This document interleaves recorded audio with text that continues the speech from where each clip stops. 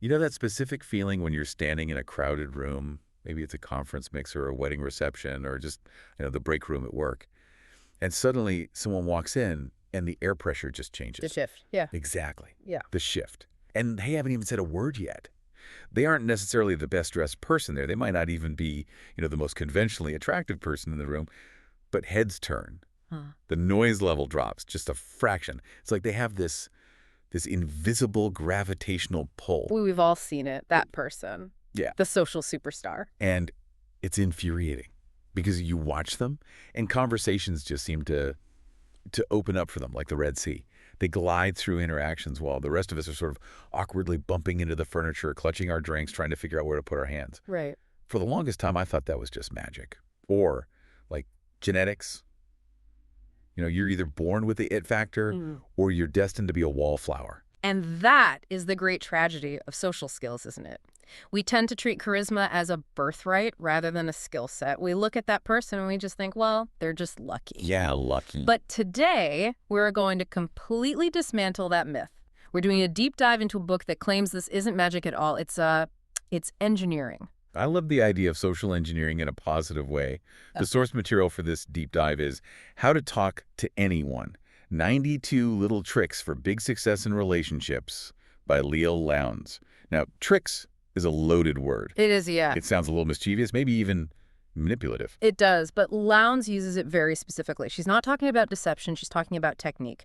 Her core premise, and this is what hooked me immediately, is that what we perceive as charisma or, personality is actually a collection of thousands of tiny, often subconscious signals we send out. So the argument is that if you can control those signals, if you can essentially hack the interface you present to the world, you can. You can manufacture charisma. Precisely. It's about removing the static from your broadcast. And the central philosophy, the absolute North Star for this entire book, is a shift in mindset. It's moving from a self-centered nervousness, here I am, look at me, am I okay? Which is where most of us live, right? Oh, absolutely. It's moving from that to an other-centered openness. Ah, there you are, I see you. That distinction is going to be our mantra today. Here I am versus there you are. It sounds so simple, but as we go through these techniques, I think we'll see it's actually a radical shift in how we operate. It changes everything. It changes your posture, your eyes, your words, everything. So here's the mission. We have combed through the 92 tricks in the book because we obviously can't cover all 92 in one sitting, and we've pulled out the absolute heavy hitters, the ones that give you the highest ROI. The biggest bang for your buck socially? Exactly. We're going to cover how to master the first 10 seconds of an interaction before you even speak. We're going to learn how to re-engineer small talk so it doesn't make you want to scream. We're also going to look at how to create deep psychological rapport, how to become an insider in groups where you don't really belong, and finally, some advanced professional polish. We are basically handing you the toolkit to go from socially awkward or even just socially average to socially sophisticated. So let's start where every interaction starts, the first 10 seconds, the silent language of first impressions. The verdict is in before you even open your mouth. That's terrifying. It is, but it's biological. The brain is a pattern-matching survival machine. It makes snap judgments about safety, status, and likability almost instantly. And the first tool in our kit is something we all do, but Lowndes argues we are almost certainly doing it wrong. And what's that? Smile. How on earth can you smile wrong? It's the most basic human expression. Well, think about the politician's smile. You meet someone, you shake their hand, and boom, an immediate full wattage grin flashes on their face the second they see you. Sure. It's polite. It's friendly. What's wrong with that? It is polite, but it's generic. Because it happens so fast, your brain registers it as a reflex. It feels like a conditioned response. It feels like they would have smiled that exact same way at a lamppost if it had walked into the room. I see what you mean. It doesn't feel like it's for me. It feels like it's just their default setting. Exactly. It lacks exclusivity. So Lowndes introduces a technique called the flooding smile. The mechanics are subtle, but the psychological impact is massive. Okay, what is it? Here's the trick. When you meet someone, look at their face, but don't smile yet. Okay. You pause. You soak in their persona for just a split second. We're talking about a tiny delay here, right? Not an awkward stare. Oh, tiny. Less than a second. But in that split second, you look at them, and then you let a big, warm smile just flood over your face and overflow into your eyes. Overflow into your eyes. That's poetic. It's crucial. because that tiny delay tells the other person's subconscious, I am smiling because I have recognized you. It makes the smile feel personalized. It convinces the recipient that they are the specific cause of your happiness in that moment. It's the difference between walking past a neon open sign that's on a timer and having the owner physically unlock the door and wave you in. Perfect analogy. It creates a feeling of specialness instantly, and once you've flooded them with that smile, you have to look at them. And this brings us to a concept Lowndes calls sticky eyes. Sticky eyes. I have to be honest, this one sounds a little intense, maybe even a little creepy if you do it wrong. It walks a fine line, Hmm. but the visualization she uses is fantastic. The instruction is to pretend your eyes are glued to your conversation partner with sticky warm toffee. Okay, walk me through the physics of this toffee. I'm intrigued. Well, the idea is that you don't break eye contact the moment you finish speaking, or even the moment they finish speaking. You hold it just a beat longer than feels, totally comfortable. And when you do look away, because you have to look away eventually, or you look like a serial killer, you do it slowly. You don't dart. No darting. Darting eyes signal anxiety, distraction, or that you're looking for someone more important to talk to. Oh, that's a killer. It is. So you drag your eyes away slowly, as if that toffee is stretching and stretching until it finally snaps. It sounds theatrical, but I can see how that would signal intense engagement. You're completely locked in. It signals that you're completely captivated. However, we have to mention the gender nuance here. The research Lowndes cites suggests that for men talking to women, you want to be a little careful. Right. Too much unbreaking eye contact can trigger a threat response. It can feel aggressive. Right. Read the room. Don't be a creep. But generally, in a professional setting, most people err on the side of looking around the room too much. Sticky eyes keeps you locked in. It tells the other person, nothing else in this room is as interesting as you are right now. Speaking of giving someone your full attention, let's talk about the body. There's a technique with a very funny name, the big baby pivot. This one is hilarious, but it's rooted in deep biology. Think about how you react to a baby.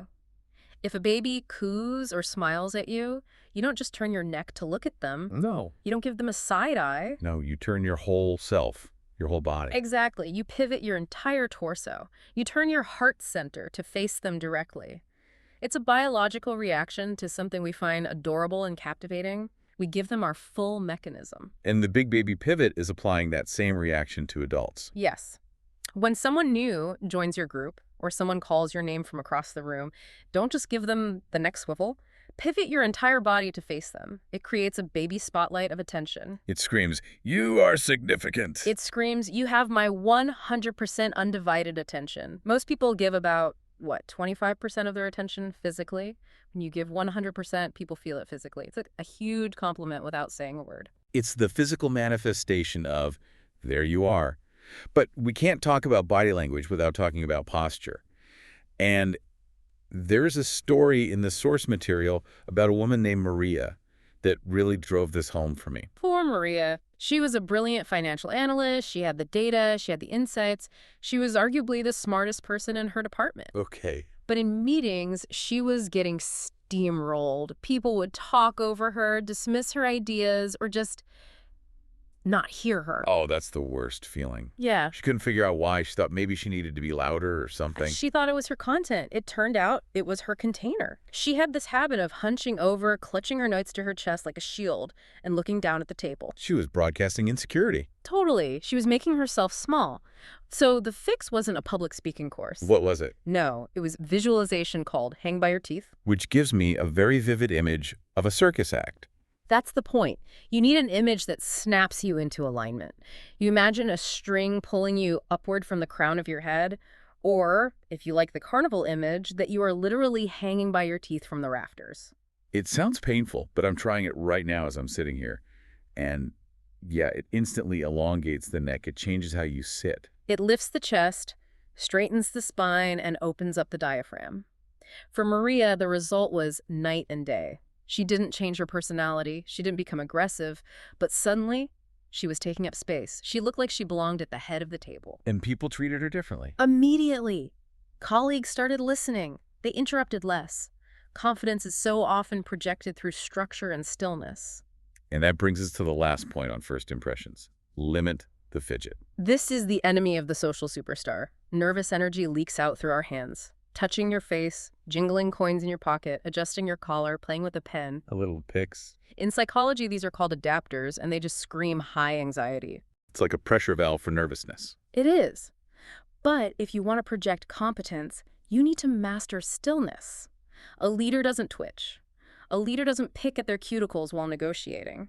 If you can combine that hang by your teeth posture with absolute stillness, you look incredibly powerful. So let's recap the physical interface. We've flooded them with a delayed smile. We've stuck our eyes to them with toffee. We've pivoted our body to give them the baby spotlight. We're hanging by our teeth and we aren't fidgeting. We look great. We look fantastic. But now the terrifying part happens. We have to speak. The dreaded small talk. I hate small talk.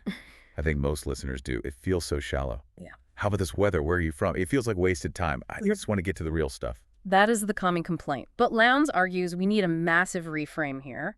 Small talk isn't small.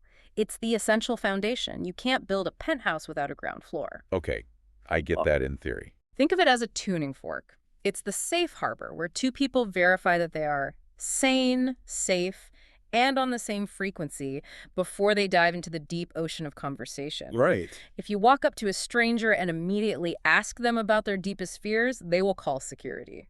Fair point. So we Yeah. have to do it. But how do we make it less painful? The book gives us a rule I love. Never the naked city. This refers to the classic question, where are you from? If I ask you that and you just say, Seattle, and then stop, you've just committed a social crime. A crime. That feels a little harsh. You've left the conversation naked. You've given me a one-word answer with no hooks. Now I, the asker, have to do all the heavy lifting to think of the next question. Oh, Seattle, do you like rain? It's exhausting. So the rule is to bait the hook. Always bait the hook. The never the naked city rule says you must extend the sentence with a fact about the geography, the history, or the culture. So instead of just Seattle, I should say. You say, I'm from Seattle. It's great, though I'm practically made of coffee at this point because of the cafe culture. Or, I'm from Seattle, where we actually see the sun about twice a year, but the tech scene makes up for the gloom. I see. You're giving me coffee or tech or weather as a handle to grab onto. I can ask about any of those things. Exactly. You are providing conversational fuel. You make it easy for me to say, oh, I love coffee. What's your go-to roast? Or, do you work in tech? You turn a dead end into a roundabout. And you should do this for the other classic question, too. What do you do? The job question. That's where the nutshell resume comes in. This one resonated with me because I've definitely bored people before. I know I have. We all have. There's a story about a guy named James, a brilliant software engineer. But when people asked him what he did, he'd launch into this, technical monologue about NLP and coding languages and server stacks. And you can just see the listener's soul leaving their body. Their eyes glaze over. Exactly. He was trying to be accurate, but he was failing to be interesting. The fix was to craft a one-lane explanation that appeals to a layperson's curiosity. So how did he fix it? What was the new line? Instead of the technical jargon, James started saying, I help computers understand human language. It's like teaching a robot to appreciate Shakespeare. That is fantastic. Yeah. Teaching a robot to appreciate Shakespeare. Immediately, I want to ask questions about that. Can they really appreciate it? Is that hard? That's the goal. You want to be accessible, not impressive. You want to open the door, not build a wall of complexity. So for our listeners, look at your job title. Strip away the jargon. What is the human impact of what you do? Put that in a nutshell. But what happens if you're on the other side? What if you're the listener and the conversation is dying? You're trying to be interested, but your brain has just flatlined. You can't think of a single thing to ask. Then you use the parroting technique. This is my secret weapon when I'm tired and my brain just stops working. Parroting. Does that mean I just repeat what they say? Essentially, yeah. You simply repeat the last few words the other person said, but with an inquisitive inflection. An inquisitive inflection. See what you did there? I couldn't resist. But it works. If I say, I just got back from a really exhausting conference and you don't know anything about my industry or you're just tired. An exhausting conference. Exactly. And then I would naturally say, yes, it was in Vegas and the schedule was packed. I barely slept.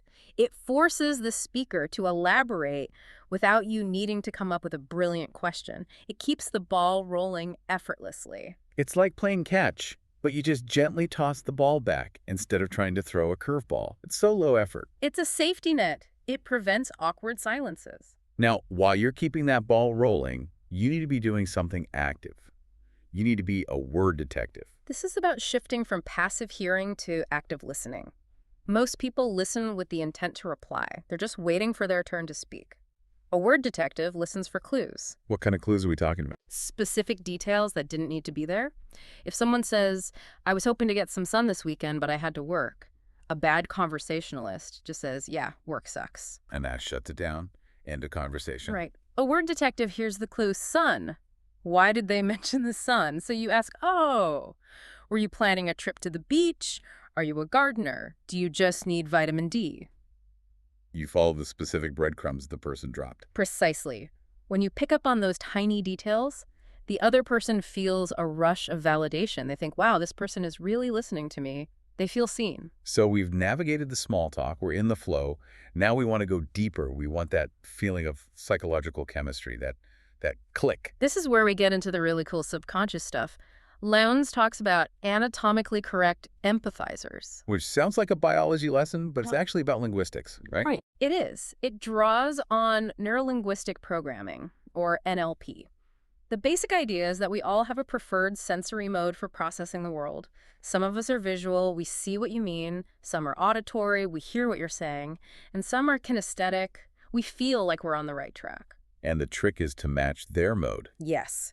There's an anecdote about a consultant named Elena. She was brilliant, but she couldn't connect with her clients. She realized she was using visual language. I see a clear path, look at the big picture, while her client was using kinesthetic language. I feel like we're stuck. This is a heavy load. They were literally speaking different languages. They weren't connecting. They were just bypassing each other. So the trick is to listen for their verbs. If a client says, I just don't feel like this is a good fit, you shouldn't say, I see your point. You should say. You should say, I grasp what you're feeling. You align your sensory vocabulary. That's subtle. It is, but it creates a subconscious click. They think, wow, this person really gets me. You're aligning your operating systems. Similar to that is echoing, right? Which is even simpler. Echoing is simpler, but just as powerful. It means using their specific vocabulary, their nouns and verbs. If a potential client calls their profession a hustle, you do not call it a career. You call it a hustle. If they call their kids their brood, you call it a brood. Don't call them your children. Exactly. If you use a different word, even if it's a synonym, you create a tiny distance. You signal that you are in a different tribe. If I say, I'm working on a project, and you say, how is the gig going? Ew, it's a mismatch. By echoing, you validate their worldview. And then, to cement that bond, you use the premature we. The premature we. This is a linguistic shortcut to friendship. It sounds like moving too fast in a relationship. In a social sense, it is. But that's the point. You are artificially accelerating the intimacy. Instead of saying, you might like this restaurant, you say, we should check out that restaurant. Instead of, I hope you enjoy the conference, it's, I hope we survive this conference. It shifts the dynamic from me versus you to us. It's inclusive. It creates a conspiracy of two. It implies a partnership and a shared future, even if you've only just met. It's incredibly effective. And to anchor that partnership, you create instant history. This is about manufacturing an inside joke. If something funny or unusual happens, maybe the waiter drops a tray, or the air conditioning is freezing, or the speaker mic screeches, you make a comment about it. You flag the moment. You both acknowledge it. You flag it, and then 20 minutes later, you reference it again. At least it's not as cold as that Arctic blast we survived earlier. It simulates the feeling of being old friends because old friends have shared history. You're just accelerating that timeline. Exactly. You're hacking the timeline of friendship. You are building a shared narrative in real time. Okay, so we're bonding. This is great. But what about when we are out of our depth? What about when we want to hang with a crowd that we don't really belong to? You know, maybe it's a room full of engineers or art collectors or people who just know things we don't. This is part 4, being an insider. And the first technique is something I think everyone should do, regardless of social ambition. It's called scramble therapy. Scramble therapy. Yeah. This is the story of David, the marketing exec, right? Poor David. He was great at marketing, but he felt completely lost hanging out with the engineers at his company. He felt like an outsider. He didn't speak the language. They've been there. So he started doing scramble therapy. Once a month, he forced himself to do something completely out of his comfort zone. Like what? What kind of things? A coding workshop, a lecture on birdwatching, a hiking expedition, a pottery class. anything. He wasn't trying to become an expert coder or a professional bird watcher, though. That's not the point. No, and that's key. He wasn't trying to master it. He was just trying to learn the vibe. Yeah. He wanted to understand the lingo, the mindset, the things that excite people in those worlds. It gave him just enough context to ask intelligent questions. It's about conversational literacy. And that leads to the rule. Learn a little gobbledygook. Gobbledygook. It's a made-up word, obviously, but the concept is the Pareto principle, the 80-20 rule applied to language. You only need to know about 20% of the specialized vocabulary of a field to understand 80% of the conversation. So if you're going to a dinner with finance people, you don't need to get an MBA. Not at all. You just need to know the difference between a hedge fund and a mutual fund, or what shorting a stock means, or what bull and bear markets are. And if you drop just one or two of those terms correctly, what happens? What's the impact? You signal, I respect your world enough to learn the basics. It allows you to pass as an insider or at least a highly intelligent outsider. It buys you respect. And a practical way to do this is read their rags. Yes, this is your homework. Before you meet a VIP or go to a specialized event, spend 15 minutes looking at the trade journals or websites they read. What are the controversies? What are the hot topics? If you're meeting a doctor. Don't ask, how is the hospital? That's so boring. If you read the trade news, you might ask, so what do you think about the new regulations on telemedicine? Suddenly, you aren't just a random person. You're an insider. You're a peer. Now, there is one more mark of a true insider, or rather, true leader. And this one might be surprising. It's called see no bloopers, hear no bloopers. This is the executive code. And it's hard because we have a tendency, often when we're nervous or trying to be helpful, to point out little mistakes. Oh, yeah. Oh, you have spinach in your teeth. That one. You dropped your pen. Actually, it's pronounced espresso, not espresso. We think we're being helpful. We think we're saving them from embarrassment. But we aren't. We aren't. We are lowering the status of the other person and highlighting their flaw. Lowndes argues that high-level social leaders, the true VIPs, never acknowledge minor spills, stumbles, or awkward moments. They're socially blind to them. There was a story about Jennifer, right? Yes. Jennifer was a rising star, but she had this habit of helpfully correcting people. She thought it showed she was sharp and on the ball, but in reality, it just made her seem like a nitpicker, not a leader. So what does a leader do? A true leader prioritizes the dignity of the other person above accuracy. If someone spills their wine, you don't hand them a napkin and make a scene. You continue the conversation as if nothing happened, allowing them to fix it quietly. You protect their face. That is profound. Preserving the dignity of others is more important than being right. It signals that you are so comfortable, so secure, that a little chaos doesn't rattle you. It's a huge status signal. Let's move to part 5. The art of praise. Everyone loves a compliment, but generic compliments, good job, nice tie, they're practically worthless, aren't they? They're a conversational filler. If you want to win people over, you need to upgrade your praise game, and the most powerful form of praise is what Lowndes calls grapevine glory. The grapevine, hearing it through the grapevine. I get it. Direct praise can sometimes feel like flattery or manipulation. Hey, boss, you're so smart. It feels like you want something. It can trigger skepticism. Right. But praise delivered via a third party, that feels like the absolute truth. So how do we do it? What's the technique? You tell someone else about the person's greatness, knowing it will get back to them. You tell the receptionist, you know Sarah in accounting is absolutely saving us right now with her speed. You tell the boss's colleague, I'm so impressed with how the VP handled that crisis. And when Sarah or the VP hears it, and they will hear it, it hits harder because you weren't saying it to their face to get a brownie point. You were saying it behind their back, which means you really meant it. Exactly. It's the opposite of gossip. It's positive gossip. It makes you look like a confident person who celebrates others when they aren't looking. Now, if you are going to compliment them to their face, you need the killer compliment. Which is just about specificity. Don't say you're smart. Say, you asked exactly the right question to clarify that complex issue. Specificity proves you're actually paying attention. And then there's the deepest trick of all, the tombstone game. This one sounds a bit morbid, but stick with us. It's intense, but it works. In a quiet, deeper moment with a friend or colleague, you ask them what they want written on their tombstone. Or, a less morbid way is, what is the one thing you want to be remembered for? And people will usually give you a very honest answer. I was a good father. I was fair. I was creative. Something really core to them. Right. They are handing you the key to their self-image. They are telling you what they value most about themselves. So you file that away, and then weeks later, you compliment them on that exact quality. Seeing you with your kids today, you Yeah. really are such a good father. And boom, that hits them in the soul because you aren't just complimenting what they did, you are validating who they are. That is powerful stuff. Okay, let's talk about accidental adulation. This is the stealth bomber of compliments. This is where you embed the praise in a parenthetical remark so it slips out unintentionally. Instead of saying, you are very fit, which can be awkward, you say, well, someone as fit as you probably finds that hill easy, but I was dying. Ah, I see. You aren't making the compliment the main point. You're stating it as an obvious fact while talking about something else. Exactly. Or someone with your expertise would know. It assumes the compliment is already an established truth. It's very hard to deflect or deny that kind of praise. We've covered a lot of one-on-one tactics. But what about the big picture? What about walking into that party or conference hall? This is part 6. Working the room. This is where strategy beats luck every single time. We have a story about Richard, total introvert, approached parties with dread. He relied on what he called the mingling muse. The idea that you just go in and hope magic happens. Hope you get lucky. Right. And it never happens. He realized he needed a plan. He started treating parties like a political campaign. Who is attending? What is the goal? He did his homework. But the best tip here is what he did physically.